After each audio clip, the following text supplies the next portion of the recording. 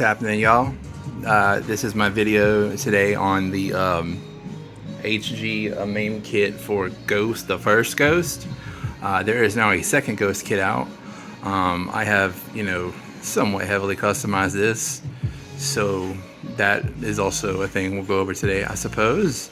It seems like a good day that would be appropriate for going over water slide technique.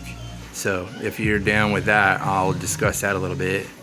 I'm not 100% happy with my shine, but I'd say I'm like 95% happy. I went kind of wild with the gloss coat.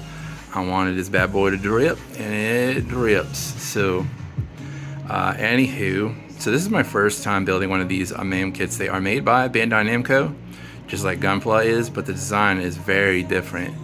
If I understand correctly, these are designed by whoever did the mechs for Iron-Blooded Orphans. You can definitely see the influence in this. The kits, however, they're just very interesting, even though like I do see that kind of like, I don't know what you want to call it, Maul Edgelord kind of appearance like the IVO stuff has.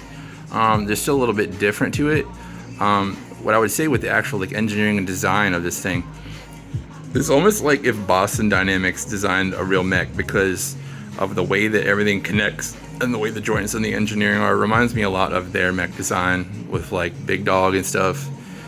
The way the legs kind of fold into each other and stuff. It's not like a traditional, their other designs also are not like traditional humanoid. I mean, yes, it's got, humanoid arms and legs, but the shape is a lot different than like a human, you know what I'm saying?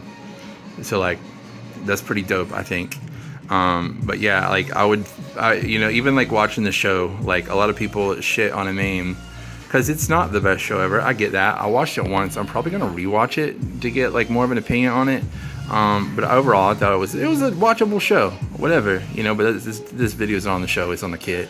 Anywho, a lot of people I think are maybe a little salty about the show because the kits are so cool and the show doesn't live up to the hype of the kits, if you will, and that's fine. But I don't feel that way. Anywho, as far as the build, it was a pretty quick build, and it was interesting because like when I put this together, and I mean, yes, it's a design I'm not used to building, it was a little bit different because like I didn't know exactly how things were connecting until I got stuff put together, and it kind of surprised me in a lot of ways, the way like the arm and leg mechanisms and stuff were put together and moving, the way like the joints and stuff were done. It was different, but in a satisfactory way. Really cool designs, that they've done with all their stuff. Overall, this is a very great, I think it's a really nice HD kit.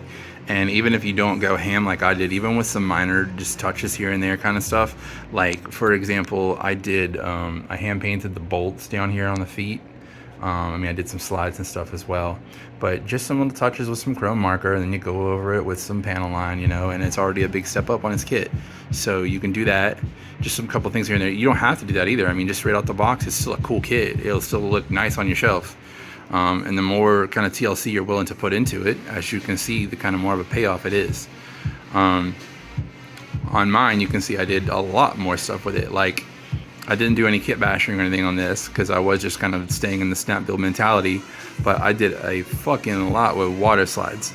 It did not have any water slides for it. I just kind of made some shit up. My water slide technique, I'll kind of give you a Cliff Notes version of what I do, and then you can we can go more in depth if you guys ever want me to, because sometimes you can get water slide kits for your Gundams, and like they'll be made for them and you'll know exactly where each slide is supposed to go, and that's cool.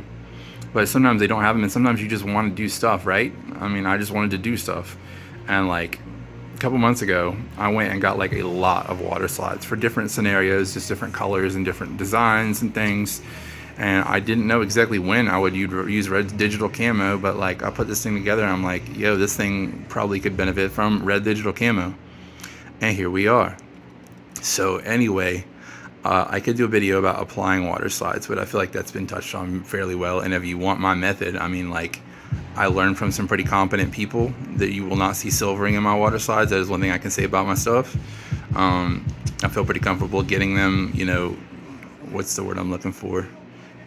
Symmetrical and where they're supposed to be, and not any issues. But what I really wanted to discuss was if you're wanting to like design your own slide designs with patterns and things. All I'm doing is I'm doing patterns here. So like when you look at this, like all I'm doing is like I'm looking for shapes and directions, right? So like there's a flow on this piece, like right down the middle of this tail. And like in my head, there's an invisible kind of line in the middle of this that I'm following with my tool. And I just kind of align the slides. And like basically all the slides need to aim in a direction. They don't all have to aim in the same direction, but they need to aim at something, right? You're either going to aim at a straight line. You're either going to aim at another point in the kit. So like, I don't think I did it here, but there have been some where I aim like at the little like, what you call them, panel line things. I'll use those as reference points, almost like perspective, and I'll align slides as that. For this one, it was kind of a tricky thing because, you know, this is somewhere in between a geometrical design and an organic design. So it was kind of hard for me to mentally decide what I wanted to do. And I just kind of decided to, in general, just kind of stay with straight lines, I guess, that still don't fight too much against the actual shapes of the thing. That's pretty much what I did. Like here, I kind of stayed with a line of the bottom. I stayed with a line of the top. You know, I still kind of look for little places to put little accents. And over time, you will kind of develop this sense of where you can put things that will make visual sense on a kit. Like, you know, middle of a big wide area. It seems like a good place to put a water slide to break up that visual wide area. You know what I'm saying? Middle of a wide area. It breaks up the shape. Like, you're going to run into some kits like Kshatriya, and Jesus Christ, that thing's got a bunch of big, wide-ass spaces that you got to do something with if you're going to customize it. Water slides can help break up those big, wide shapes. Same thing, you know, right in the middle of the big, wide shape. You know, still kind of aligning myself with different visual reference points.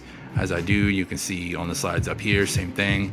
We're aligning it with, like, the middle, kind of. But, yeah, like, that's water slide colored theory, water slide theory, whatever the fuck you want to call it, that I do.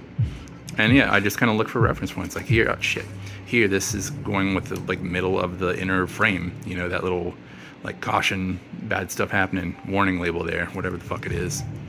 And yeah, that's just kind of how I do these. And you just kind of look for patterns and make it, everything kind of flow. It has to flow. Another thing that my really good friend Rekka Genre always points out is like, try to keep it in a color palette. Otherwise, it's going to look like a NASCAR driver suit, and you don't want that shit going on in your kits. So like, you know, I kept with the red and white with everything on here.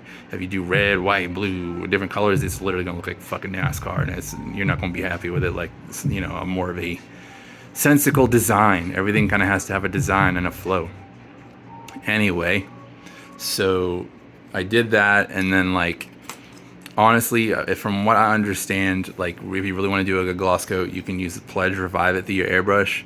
I just got my airbrush like kind of figured out, but I'm not ready to kind of totally take that plunge. So for this, I literally use some like Rust-Oleum crystal clear enamel stuff. I wanted a wet shine, and I got a wet shine out of it. The Pledge method is probably going to be better. And I was thinking about too, like on some of the areas that maybe don't have as much of a mirror finish, I may go in with like a polishing cloth and give it a little more pizzazz. But honestly, I ain't mad. Pretty happy with the design. So that concludes today's video on the Amaim Ghost. I do recommend this kit. Down the road, I do plan on grabbing the 2.0 because it's also badass. We'll do something neat with it too. So thank you for watching. If you have any questions, pop them in the comments. I will answer them.